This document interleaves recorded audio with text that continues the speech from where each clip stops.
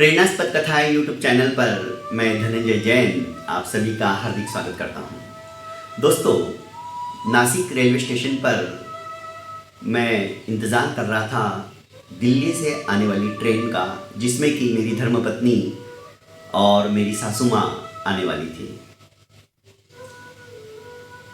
एक बेंच के ऊपर बैठा मैं सुबोध मिश्रा जी की एक छोटी सी, आकार में तो लघु थी पर मार्मिक बातों से सुविशाल थी, जियो जी भर के नामक पुस्तिका पढ़ रहा था।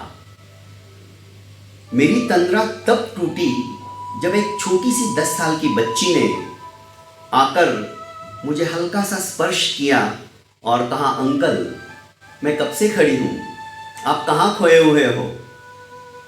4 पेन ले लीजिए, 10 रुपए में दे दूंगी। मेरी तंद्रा टूटी। मैंने कहा, बेटा मुझे पेन नहीं चाहिए। अंकल ले लो ना, 5 रुपए में एक बेचती हूँ, आपको 5 रुपए में मैं 2 दे रही हूँ, क्योंकि सवेरे से हम दोनों ने कुछ खाया नहीं। उसके साथ एक छोटा सा बच्चा था, शायद उसका भाई हो।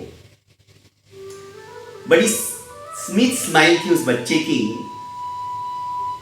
मैंने फिर कहा, बेटा मुझे पेन नहीं चाहिए। उस लड़की ने कहा, फिर अंकल हम क्या खाएंगे आज? उसकी ये बात सुनकर दिल दहल सा उठा। मैंने कहा, बेटा पेन तो मुझे नहीं चाहिए, पर तुम खाओगे जरूर। मैं मेरी पुस्तिका वहीं रखकर सामने ही एक स्टॉल था, उस दुकान पे पहुंचा। उससे मैंने 2 बिस्किट के पैकेट लिए और एक बिस्लरी बोतल ली। दोनों के हाथ में एक एक बिस्किट का पैकेट थमा दिया और कहा, बेटा खाओ। एक बिस्किट का पैकेट उसने मुझे वापस देते हुए कहा, अंकल एक बहुत है, हम दोनों मिल बांट के खा लेंगे। उसका जवाब सुनकर मैं हैरान रह गया। मैंने कहा, नहीं बेटा, ये दोनों तुम्हारे लिए है, तुम दोनों एक एक ले लो। उसने कहा, नहीं अंकल, दोनों हम ले लेंगे तो फिर आप क्या खाओगे? उसकी इस बात ने दिल को झकझोर के रख दिया। अंतरात्मा बोल उठी कि सचमुच में हमारे पास सब कुछ होते हुए भी संतुष्टि नाम की कोई चीज नहीं रहती है, और इनके पास कुछ नहीं है।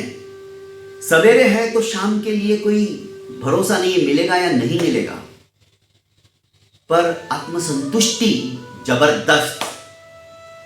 आखिर उस बच्ची ने वो एक बिस्किट का पैकेट मेरे से नहीं लिया तो नहीं लिया, और स्मित हास्य हंसते हुए बोली, अंकल थैंक यू। दोस्तों,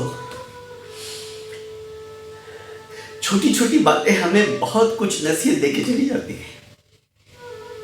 काश हमारे मन के अंदर भी इस प्रकार की समाधान की भावना, इस प्रकार से संतुष्टि की भावना आ जाए, तो शायद हम जीना सीख जाएंगे। जिंदगी जियो जी भर के किताब पढ़ते पढ़ते जिंदगी जीना कैसे चाहिए, उस छोटी सी बच्ची ने मुझे सिखा दिया।